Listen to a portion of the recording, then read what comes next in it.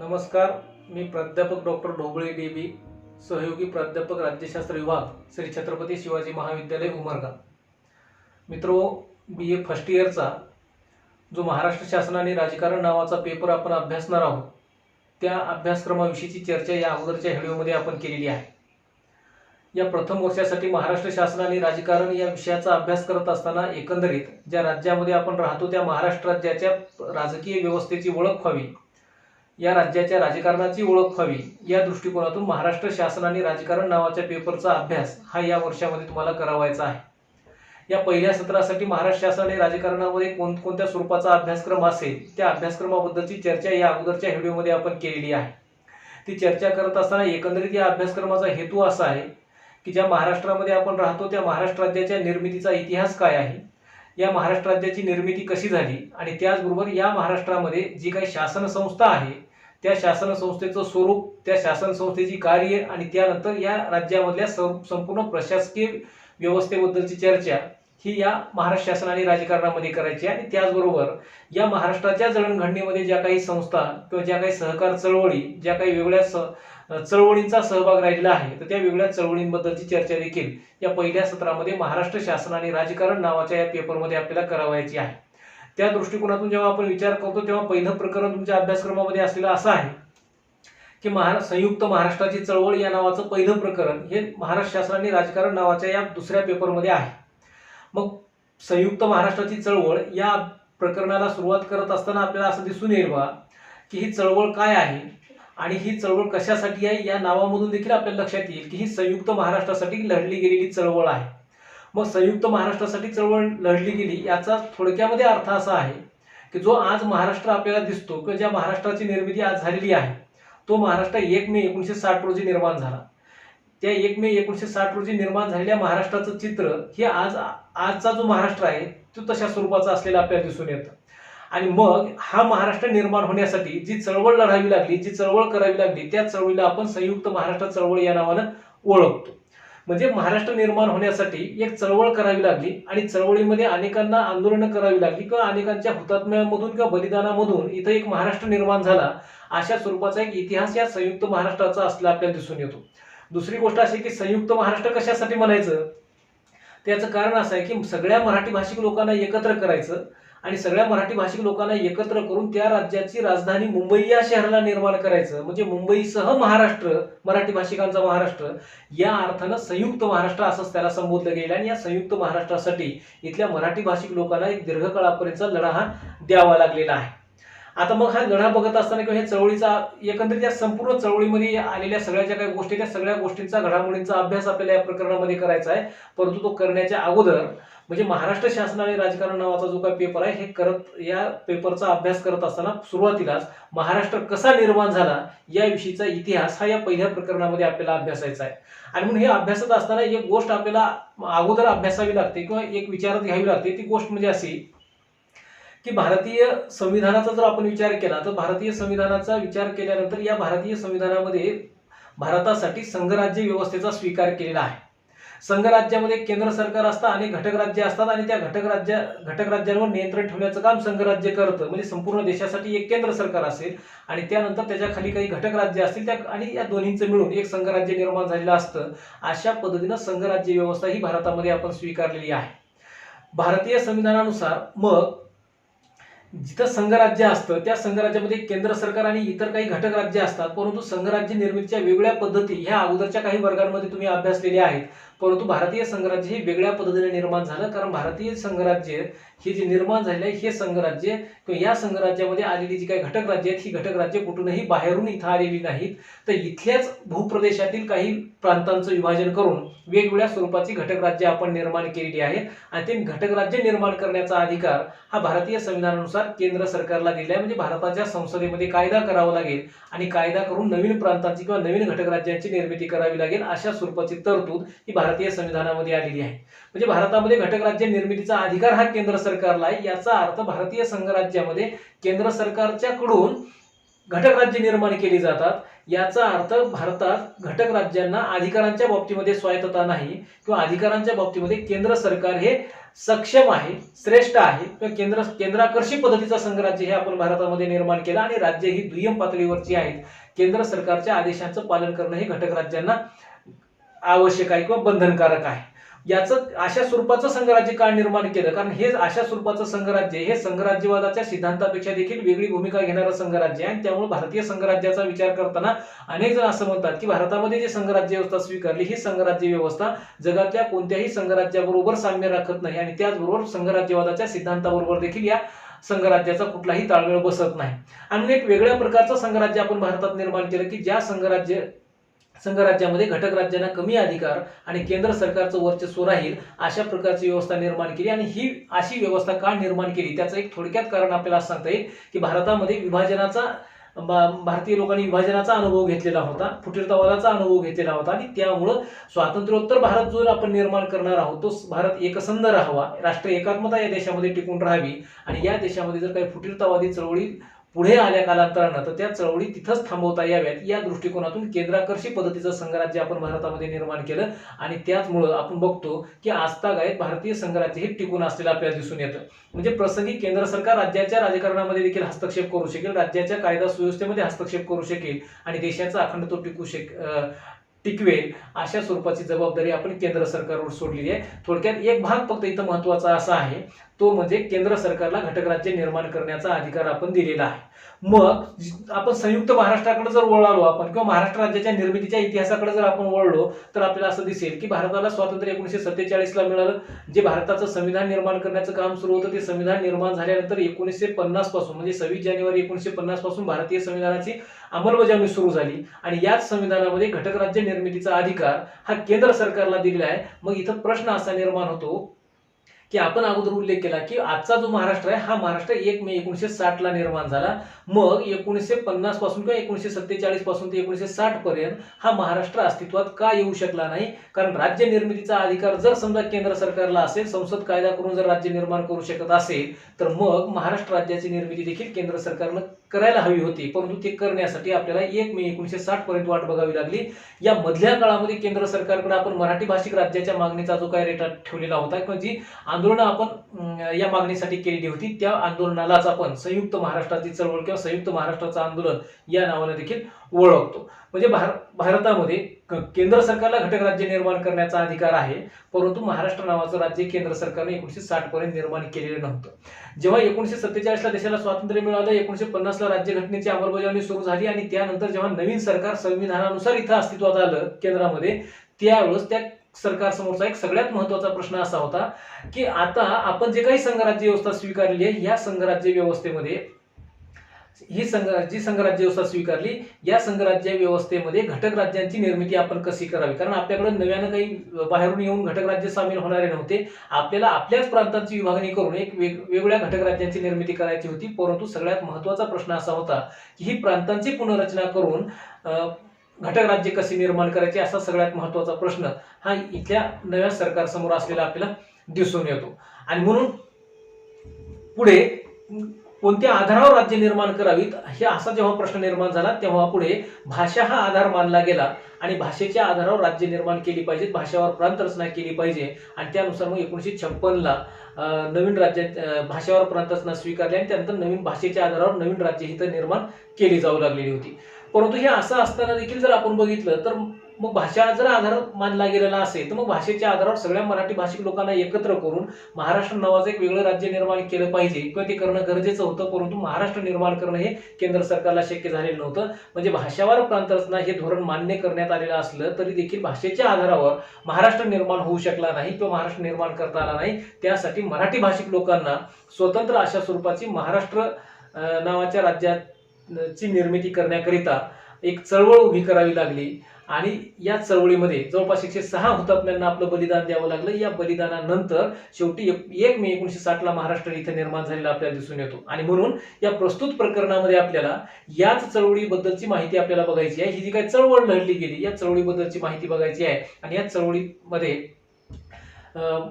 चळवळीमध्ये महत्त्वाची भूमिका असणाऱ्या ज्या काही व्यक्ती होत्या, ज्या संस्था होत्या, ज्या संघटना होत्या, जे साहित्यिक होते, किंवा ज्या काही घडामोडी या पुढच्या कालखंडामध्ये घडत गेल्या, जी काही तीव्र स्वरूपाची आंदोलनं होत गेली, या सगळ्या घडामोडींचं सविस्तर वर्णन या संयुक्त महाराष्ट्र चळवळ या शीर्षकाखाली आपल्याला या प्रकरणामध्ये करावयाचं आहे. परंतु हे करत असताना या प्रकरणामध्ये आपल्याला साधारणतः आजच्या या व्हिडिओमध्ये आपण साधारणतः काही गोष्टींचा उल्लेख करणार आहोत किंवा काही गोष्टी समजून घेणार आहोत. म्हणजे संयुक्त महाराष्ट्राची चळवळ कशासाठी लढली गेली त्या बाबी किंवा त्याविषयीची पार्श्वभूमी आपल्याला लक्षात आली की राज्य निर्माण करण्याचा अधिकार केंद्र सरकारला आहे. केंद्र सरकारनं स्वातंत्र्यानंतर किंवा 1950 नंतर भाषावार प्रांत रचनेचं धोरण अंमलामध्ये आणलं आणि भाषेच्या आधारावर काही नवीन घटक राज्यांची निर्मिती करायला सुरुवात केली. पण असं असताना देखील महाराष्ट्र नावाचं राज्य हे भाषेच्या आधारावर निर्माण झालं नाही आणि त्यामुळे इथल्या मराठी भाषिक लोकांची पूर्वीपासून जुनी असणारी मागणी की मराठी भाषिकांना एकत्र करून संयुक्त महाराष्ट्र निर्माण करावा ही मागणी पूर्ण झाली नव्हती आणि त्यामुळे जो लढा द्यावा लागला त्या लढ्याला आपण संयुक्त महाराष्ट्राची चळवळ या नावाने ओळखतो. आणि म्हणून ह्या चळवळीचा अभ्यास करत असताना अतिशय सविस्तर पद्धतीने आपल्याला ही चळवळ अभ्यासायची आहे. या चळवळीमध्ये ज्या काही घडामोडी घडत गेल्या त्या घडामोडींची सविस्तर चर्चा आपल्याला करावायची आहे आणि ती करत असताना साधारणतः आजच्या या व्हिडिओमध्ये आपण या संयुक्त महाराष्ट्र चळवळीचा अभ्यास करत असताना आपल्याला अगोदर महाराष्ट्राची ऐतिहासिक पार्श्वभूमी बघावी लागेल आणि त्यानंतर महाराष्ट्र निर्माण होण्यामध्ये ज्या काही अडचणी होत्या त्या अडचणींचा अभ्यास आपल्याला करावा लागेल आणि त्यानंतर मग या मागणीला पहिलं तोंड कुठं फुटलं किंवा ही मागणी पहिल्यांदा कुठं सुरू झाली तर ती बेळगाव साहित्य संमेलनामधून संयुक्त महाराष्ट्र चळवळीला एक दिशा मिळाली आणि त्यामुळे त्या बेळगाव साहित्य संमेलनाचा एक उल्लेख आपण आजच्या या व्हिडिओमध्ये करणार आहोत. म्हणजे साधारणतः ह्या 3 गोष्टी आपल्याला आजच्या या व्हिडिओमध्ये बघायच्या आहेत. एक तर संयुक्त महाराष्ट्र किंवा महाराष्ट्र राज्याची ऐतिहासिक पार्श्वभूमी, महाराष्ट्र राज्य निर्माण होण्यामधल्या अडचणी आणि त्यानंतर बेळगाव साहित्य संमेलन अशा 3 घटनाक्रमांचा उल्लेख हा आजच्या या व्हिडिओमध्ये आपण करणार आहोत. मग संयुक्त महाराष्ट्र निर्माण होण्याच्या अगोदर आजचा जो काही महाराष्ट्र आहे हा महाराष्ट्र निर्माण होण्याच्या अगोदर या महाराष्ट्राची ऐतिहासिक पार्श्वभूमी काय होती, भौगोलिक पार्श्वभूमी काय होती या गोष्टींकडे देखील आपल्याला लक्ष द्यावं लागेल. कारण ह्या गोष्टी समजून घेतल्यानंतरच हा लढा कसा समर्पक स्वरूपाचा होता किंवा ही चळवळ कशी संयुक्तिक स्वरूपाची होती याचं गांभीर्य हे आपल्याला लक्षात येऊ शकतं. साधारणतः जर आपण बघितलं की स्वातंत्र्यपूर्व काळामध्ये म्हणजे आजचा जो काही महाराष्ट्र आहे तो स्वातंत्र्यपूर्व कालखंडामध्ये की या भागामध्ये अनेक प्रकारची संस्थानं होती. प्रामुख्याने ज्या प्रदेशामध्ये छत्रपती शिवाजी महाराजांचं राज्य होतं तो प्रदेश महाराष्ट्र प्रदेश म्हणून ओळखला जायचा.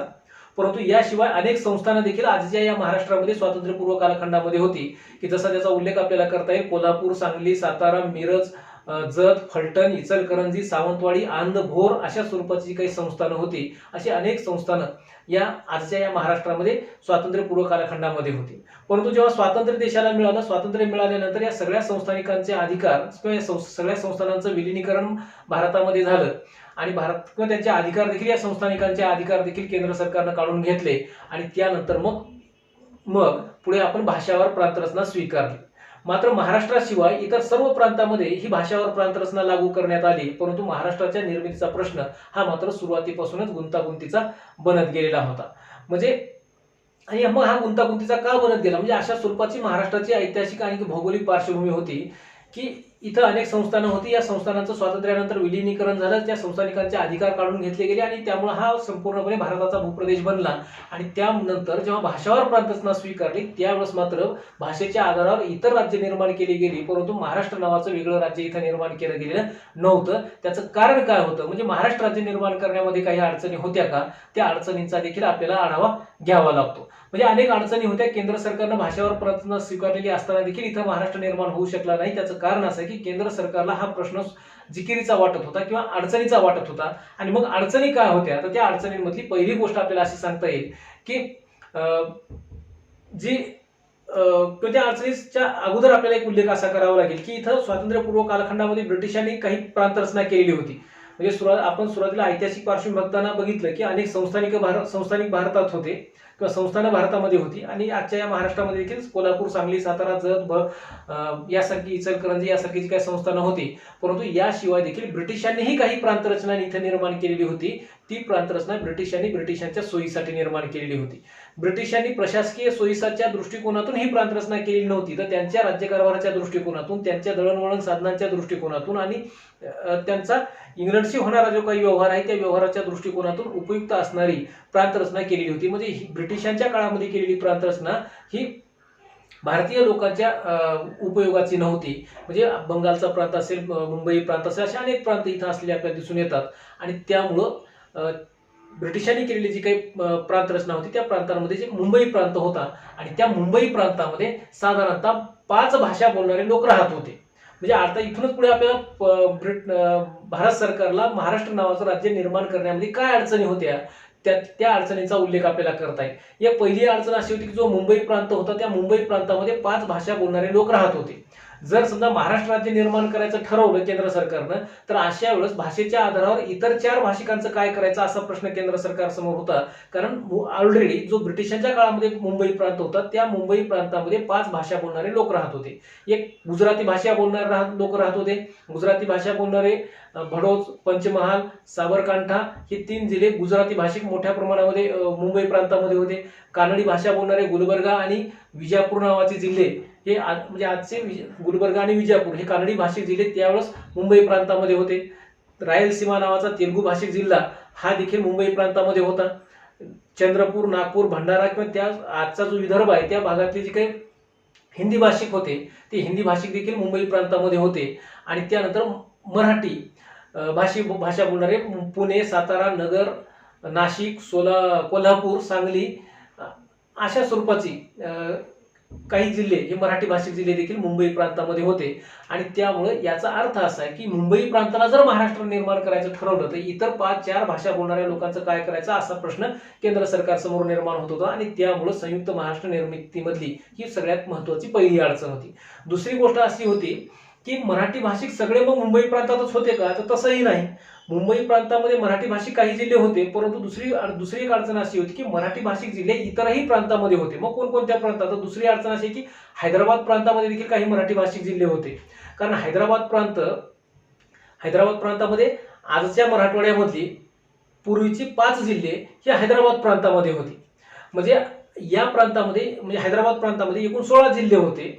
त्या 16 जिल्ह्यापैकी 8 हे मराठवाडा आणि 8 तेलंगणा अशा प्रदेशामध्ये हे 16 जिल्हे होते. म्हणजे मराठवाडा प्रांतामधला जर उल्लेख आपण केला तर औरंगाबाद, उस्मानाबाद, नांदेड, परभणी, निजामाबाद, नालगोंडा आणि करीमनगर अशा स्वरूपाचे जे काही जिल्हे होते तर हे 8 जिल्हे हैदराबाद प्रांतामध्ये होते.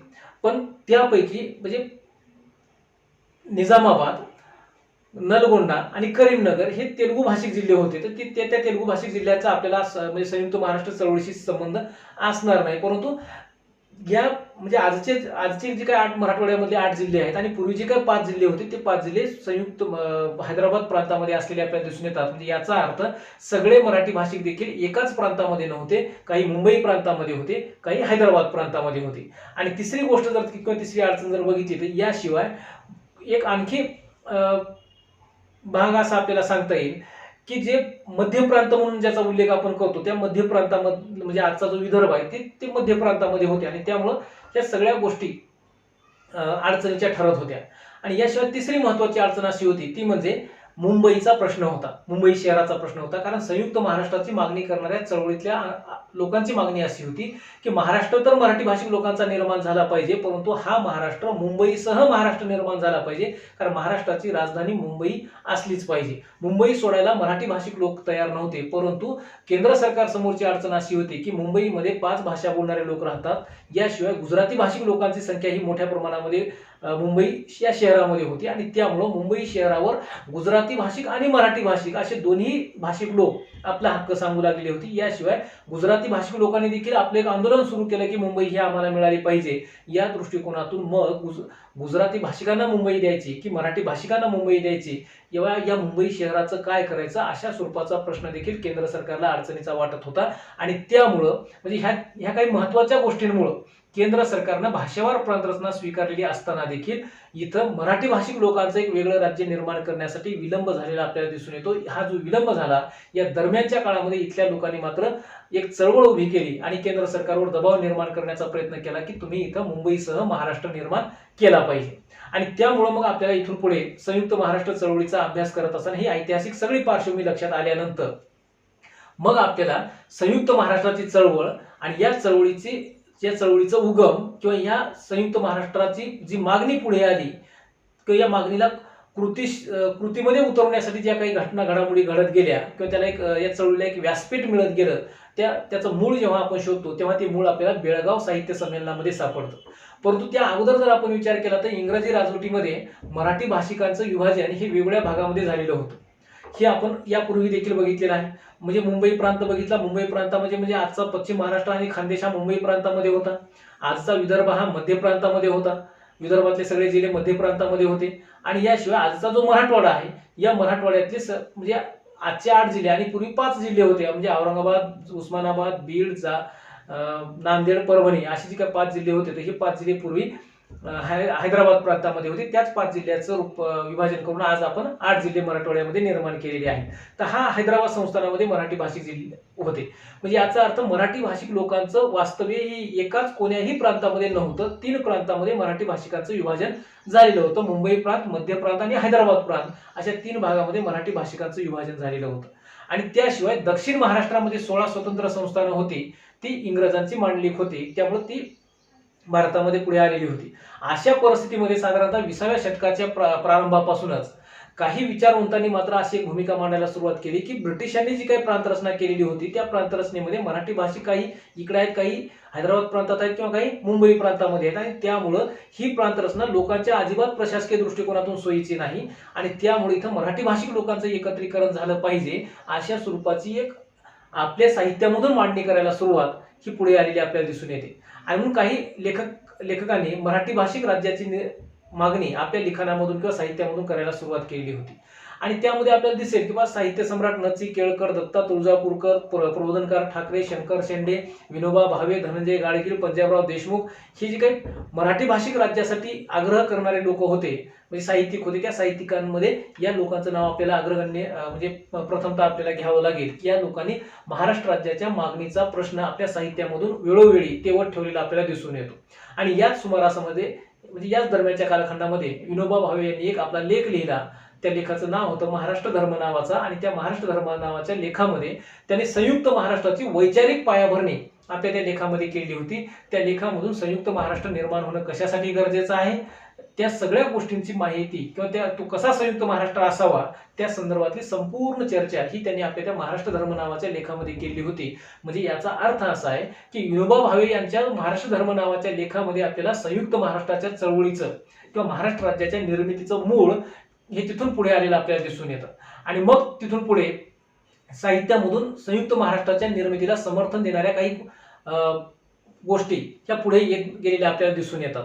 त्यामध्येच मग त्या दरम्यानच्या कालखंडामध्ये 19 मे 1946 बेळगाव या ठिकाणी मराठी साहित्य संमेलन भरलं. आणि त्या मराठी साहित्य संमेलनामध्ये मग पुन्हा संयुक्त महाराष्ट्राच्या निर्मितीचा प्रश्न त्या बेळगाव साहित्य संमेलनामध्ये चर्चेला आला. हे साहित्य संमेलन ग.त्रे. माडखोलकर यांच्या अध्यक्षतेखाली भरलेलं होतं. बेळगाव या ठिकाणी भरलेलं होतं. 19 मे 1946 भरलेल्या या बेळगाव साहित्य संमेलनामध्ये ग.त्रे. माडखोलकर यांनी आपल्या अध्यक्षीय भाषणामध्ये महाराष्ट्राचं भौगोलिक स्थान स्पष्ट केलं होतं. आणि त्यांनी साहित्यिकांना आवाहनही केलेलं होतं. म्हणजे संयुक्त महाराष्ट्र कसा असावा, त्या संयुक्त महाराष्ट्राचा संभाव्य नकाशा देखील त्यांनी आपल्या त्या अध्यक्षीय भाषणामध्ये मांडलेला होता. याशिवाय मराठी भाषिकांना संयुक्त महाराष्ट्राच्या निर्मितीसाठी योगदान देण्याचं आवाहन देखील त्यांनी या साहित्य संमेलनाच्या माध्यमातून संपूर्ण मराठी भाषिक लोकांना केलेलं होतं. म्हणजे आणि त्यासाठी मग संयुक्त महाराष्ट्रासाठी हातभार लावण्याचं आवाहन देखील त्यांनी केलेलं होतं. आणि मग याच हेतूनं शंकरराव देव यांच्या अध्यक्षतेखाली त्यांनी संयुक्त महाराष्ट्र परिषद ही स्थापन केली. आणि त्यांनी सांगितलं सगळ्या साहित्यिकांची मिळून ती संयुक्त महाराष्ट्र परिषद स्थापन केली गेली. आणि सांगितलं गेलं की शंकरराव देव आणि त्यांची जी काही समिती आहे त्या समितीमध्ये मग अनेक साहित्यिकांना घेतलेलं होतं. शंकरराव जेदे, श्रीश नवरे किंवा दवा पोद्दार, पंजाबराव देशमुख अशा स्वरूपाची जी काही लोक होती या लोकांचा समावेश हा त्या संयुक्त महाराष्ट्र परिषदेमध्ये केलेला होता. आणि त्या संयुक्त महाराष्ट्र परिषदेचे अध्यक्ष हे शंकरराव देव होते. आणि मग त्यांच्यावर जबाबदारी अशी सोपवली की आता तुम्ही इथून पुढे वैचारिक दृष्ट्या पायाभरणी या संयुक्त महाराष्ट्राची करायची आणि संयुक्त महाराष्ट्राच्या चळवळीला एक कृतीमध्ये उतरवण्याचं काम तुम्ही करायचं. म्हणजे हा लढा तुम्ही आता सुरू करायचा अशा स्वरूपाची अपेक्षा या संयुक्त महाराष्ट्र परिषदेकडून केली गेली. आणि याशिवाय इथल्या मराठी भाषिक लोकांना देखील आवाहन केलं की तुम्ही देखील या बाबींमध्ये योगदान दिलं पाहिजे. म्हणजे याचा अर्थ मराठी भाषिक साहित्यिकांचं सगळ्यांचं एकमत झालेलं होतं की सगळ्या मराठी भाषिकांना एकत्र करा आणि एकत्र करून त्याचा महाराष्ट्र निर्माण करावा. त्या महाराष्ट्राची राजधानी मुंबई या शहराला करावं आणि इतर भाषिकांची देखील वेगळ्या स्वरूपाची राज्य भाषेच्या आधारावर करावीत. कारण अशा स्वरूपात भाषा ही भाषेच्या आधारावर जर राज्य निर्माण केलं गेलं तर लोकांच्या प्रशासकीय दृष्टिकोनातून अडचणी ह्या सुटतील. या दृष्टिकोनातून साहित्यिकांनी ही पहिली भूमिका घेतलेली आपल्याला दिसून येते. आणि जेव्हा साहित्यांमधून या मागणीला पाठबळ मिळू लागलेलं होतं त्यामुळं हा विषय जसजसा ऐरणीवर येऊ लागला तसतसं भाषेच्या आधारावर राज्य निर्माण व्हावीत किंवा होऊ नयेत हा 1946 किंवा त्यानंतरच्या कालखंडामधला जो काही विचार होता त्या विचारावर मतमतांतर देखील घडू लागलेली होती. साधारणतः जर विचार आपण केला तर स्वातंत्र्य आंदोलनाचा कालखंड होता. त्या स्वातंत्र्य आंदोलनामध्ये असलेले जे काही नेते होते किंवा घटना समितीमध्ये असणारे जे काही नेते होते, कायदे तज्ज्ञ होते किंवा या देशामधचं नेतृत्व करणारे जे काही अनेक राजकीय चळवळीमधले नेते होते तर त्या नेत्यांमध्ये देखील मतमतांतर या विषयांवरून होऊ लागलेली होती.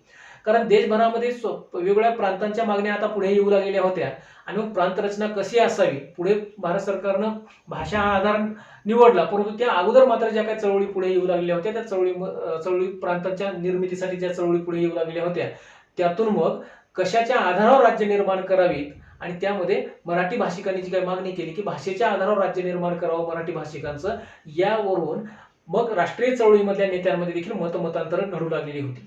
साधारणतः विचार आपण केला तर महात्मा गांधी, राजेंद्र प्रसाद हे भाषावार प्रांत रचनेचे समर्थक होते की भाषेच्या आधारावर राज्य निर्माण झालं पाहिजे, मराठी भाषिकांना देखील त्यांचं राज्य निर्माण करून दिलं पाहिजे, या गोष्टीचं समर्थन या लोकांनी केलेलं होतं. परंतु पंडित जवाहरलाल नेहरू असतील, सरदार वल्लभभाई पटेल, मौलाना आझाद, आचार्य कृपालानी अशा स्वरूपाचे जे काही राष्ट्रीय आंदोलनामध्ये नेते होते त्या लोकांनी मात्र भाषावार प्रांत रचना ही राष्ट्रीय चळवळीच्या आड येईल अशा स्वरूपाची भीती त्यांना वाटत होती. कारण अजून आपल्याला स्वातंत्र्य मिळालेलं नव्हतं किंवा ते मिळण्याच्या अंतिम टप्प्यावर होतं आणि अशाच वेळेस जर आपण भाषेच्या आधारावर जर प्रांतांची विभागणी करू लागलो तर अशा वेळेस राष्ट्रीय चळवळीच्या मार्गामध्ये एक बाधा येईल अशा स्वरूपाची भीती या लोकांना वाटू लागलेली होती. शिवाय नेहरूंच्या बाबतीमध्ये जर उल्लेख केला तर नेहरू तर मराठी भाषिक राज्याला अजिबात अनुकूल नव्हते. म्हणजे मराठी भाषिक राज्यासाठी ते अनुकूल नव्हते आणि त्यामुळे महाराष्ट्रातील नेहरूंनी तशी भूमिका घेतल्यामुळे महाराष्ट्रामध्ये मराठी भाषिक असणारे जे काही काँग्रेसचे नेते होते त्यांनी देखील आता थोडीशी तटस्थ भूमिका घ्यायला सुरुवात केली. कारण महाराष्ट्रात त्यांनी अशी भूमिका मांडली आता, कारण पक्षाचे नेते नेहरू होते आणि नेहरूंनी जर थोडीशी तटस्थ भूमिका घेतली असेल तर इथं असणाऱ्या मराठी भाषिक काँग्रेसच्या नेत्यांची देखील अडचण झाली आणि मग त्यांनी देखील तटस्थ भूमिका घेतली आणि त्यांनी असं स्पष्टीकरण दिलं की मराठी भाषिक राज्याच्या निर्मितीचा प्रश्न हा एवढा काही प्रतिष्ठेचा करण्याची गरज नाही, हा प्रश्न सामंजस्यानं सोडवला पाहिजे आणि एवढी काही तीव्र भूमिका घेण्याची आवश्यकता नाही, अशा स्वरूपाचं एक मवाळ धोरण महाराष्ट्रात किंवा मराठी भाषिक असणाऱ्या काँग्रेसच्या नेत्यांनी घेतलेली आपल्याला दिसून येते. म्हणजे सामंजस्यानं हा प्रश्न सोडवला पाहिजे अशी भूमिका त्यांनी घेतलेली होती. परंतु विदर्भातील जे काही मराठा नेते होते तर त्या विदर्भातील मराठा नेते मात्र म्हणजे आजचा जो विदर्भ आहे त्या विदर्भामध्ये जे काही मराठी नेते होते, मराठी भाषिक नेते होते ते नेते मात्र संयुक्त महाराष्ट्रासाठी अनुकूल होते. मराठी भाषिक लोकांचं एक वेगळं राज्य निर्माण झालं पाहिजे या भूमिकेचं त्यांनी समर्थन केलेलं होतं. म्हणजे बॅरिस्टर रामराव देशमुख असतील, डॉक्टर पंजाबराव देशमुख असतील, गोपाळराव खेडेकर असतील, यासारख्या लोकांनी मात्र या विदर्भातील मराठी भाषिक लोकांनी या संयुक्त महाराष्ट्राचं किंवा मराठी भाषिक राज्याचं समर्थन केलेलं होतं. म्हणजे याचा अर्थ आपल्याला असा लक्षात येईल की मतमतांतर होती. एका बाजूला भाषेच्या आधारावर राज्य निर्माण झालं पाहिजे, दुसऱ्या बाजूला भाषेच्या आधारावर राज्य निर्माण होणं हे राष्ट्रीय चळवळीच्या आड येईल अशा स्वरूपाची मतमतांतर आपल्याला राष्ट्रीय चळवळीतील नेत्यांमध्ये दिसून येते. या दुसऱ्या बाजूला आणखी विचार आपण केला तर आपल्याला असं दिसेल की इथं असणारा जो काही दीनदलित समूह आहे त्या दलित नेत्यांना देखील भीती वाटू लागली होती की जर समजा संयुक्त महाराष्ट्र निर्माण झाला, मग भाषेच्या आधारावर जर महाराष्ट्र निर्माण झाला तर अशा वेळेस या महाराष्ट्रामध्ये मराठा समाजाचं वर्चस्व राहील आणि त्यामुळे मग दलितांच्या प्रश्नाचं काय असाही प्रश्न किंवा अशी एक भीती त्यांच्यामध्ये मनामध्ये निर्माण होऊ लागली आणि त्यामुळं त्यांनी देखील या संयुक्त महाराष्ट्राच्या निर्मितीच्या प्रश्नाच्या बाबतीमध्ये थोडीशी अलिप्त भूमिका घेतलेली आपल्याला दिसून येते. डॉक्टर बाबासाहेब आंबेडकरांची भूमिका देखील अशी होती की भाषावार प्रांत रचना ही राष्ट्रीय एकात्मतेला धोका निर्माण करेल अशा स्वरूपाची एक भीती त्यांना वाटू लागलेली होती. म्हणजे थोडक्यात भाषावार प्रांत रचनेवरून किंवा भाषेच्या आधारावर राज्य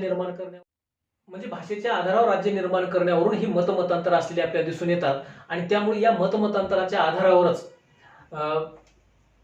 पुढच्या घडामोडी ह्या घडत गेलेल्या आपल्याला दिसून येतात. म्हणजे थोडक्यात आजच्या या व्हिडिओमध्ये ज्या काही गोष्टी आपण बघितल्या त्या गोष्टींमध्ये बेळगाव साहित्य संमेलन, या बेळगाव साहित्य संमेलनामधूनच खऱ्या अर्थानं संयुक्त महाराष्ट्राच्या निर्मितीसाठीचं एक आंदोलन उभं करण्यासाठी एक वैचारिक पार्श्वभूमी मिळालेली आपल्याला दिसून येते आणि त्या या मागणीला जेव्हा तोंड या बेळगाव साहित्य संमेलनातून फुटत गेलं किंवा पुढे येत गेला किंवा हा प्रश्न ऐरणीवर येत गेला, त्यानंतर मात्र राष्ट्रीय चळवळीतल्या लोकांमध्ये देखील या विषयांवर मतमतांतर होत गेली. या मतमतांतराच्या पार्श्वभूमीवर मग असं लक्षात येऊ लागलं की काही लोक या मागणीला समर्थन देणारे आहेत, काही लोक या मागणीला विरोध करणारे आहेत. आणि त्यामुळं मग विदर्भातील मराठी भाषिक लोकांनी एकत्र येऊन अकोला या ठिकाणी एक बैठक घेण्याचं ठरवलं. आणि त्या 8 ऑगस्ट 1947ला, म्हणजे आता अजून आपल्याला स्वातंत्र्य मिळायचं होतं, तर त्या अगोदरच 8 ऑगस्ट 1947ला विदर्भातील मराठी भाषिक नेत्यांनी एकत्र येऊन विचारविनिमय करण्याचं ठरवलं. अकोला या ठिकाणी त्यांनी बैठक घेतली आणि त्या बैठकीमध्ये संयुक्त महाराष्ट्राच्या निर्मितीविषयीचा ठराव त्यांनी मान्य केला. त्या ठरावामध्ये काही गोष्टी त्यांनी मान्य केलेल्या होत्या. त्या ठरावाची चर्चा ही आपण या पुढच्या व्हिडिओमध्ये आपण करणार आहोत. तो ठराव म्हणजेच अकोला करार या नावानं प्रसिद्ध आहे. आणि त्यामुळे पुढच्या व्हिडिओमध्ये आपण संयुक्त महाराष्ट्राची मागणी आणि अकोला करार, जो की मराठी भाषिक लोकांनी एकत्र येऊन अकोला या ठिकाणी बैठक घेतलेली होती, त्या बैठकीमध्ये काही हे आंदोलन कसं करायचं किंवा महाराष्ट्र कसा असला पाहिजे याविषयीची एक रणनीती ठरवलेली होती. तर त्याविषयीची चर्चा ही या पुढच्या व्हिडिओमध्ये आपण करणार आहोत. त्यामुळं म्हणजे आजच्या व्हिडिओमध्ये हा भाग आपल्या लक्षात आलेला असेल की राज्य निर्मितीचा अधिकार कोणाला आहे? केंद्र सरकारला आहे. केंद्र सरकारला अधिकार असताना देखील महाराष्ट्र का निर्माण झाला नाही, त्याच्यामधल्या काय काय अडचणी होत्या. मुंबईचा प्रश्न होता, मराठी भाषिक वेगवेगळ्या भागामध्ये विभागलेले होते, मुंबई प्रांतामध्ये वेगवेगळ्या भाषा बोलणारे लोक राहत होते, ही स्थिती होती. आणि याशिवाय मुंबई शहर कोणाला द्यायचं, अशा स्वरूपाच्या अडचणींमुळे इथं महाराष्ट्र निर्माण होऊ शकला नाही. परंतु इथल्या साहित्यिकांनी मात्र लोकांमध्ये प्रेरणा निर्माण करण्याचं काम केलं बेळगाव साहित्य संमेलनाच्या माध्यमातून, की इथं महाराष्ट्र निर्माण झाला पाहिजे. त्यासाठी शंकरराव देव यांच्या अध्यक्षतेखाली संयुक्त महाराष्ट्र परिषद स्थापन केली. आणि या चळवळीच्या माध्यमातून किंवा परिषदेच्या माध्यमातून संयुक्त महाराष्ट्राचा लढा हा पुढच्या कालखंडामध्ये लढला आपल्याला दिसून येतो. आणि याच लढ्यामधला एक पहिला टप्पा म्हणून पुढच्या भागामध्ये आपण बघणार आहोत, तो म्हणजे अकोला करार. अकोला या ठिकाणी जी बैठक घेण्यात आली आणि त्या बैठकीमध्ये जे ठराव मान्य करण्यात आले, ते ठरावच अकोला करार या नावानं प्रसिद्ध आहेत. आणि त्यामुळे त्या अकोला कराराची चर्चा ही या नंतरच्या व्हिडिओमध्ये आपण करणार आहोत. धन्यवाद.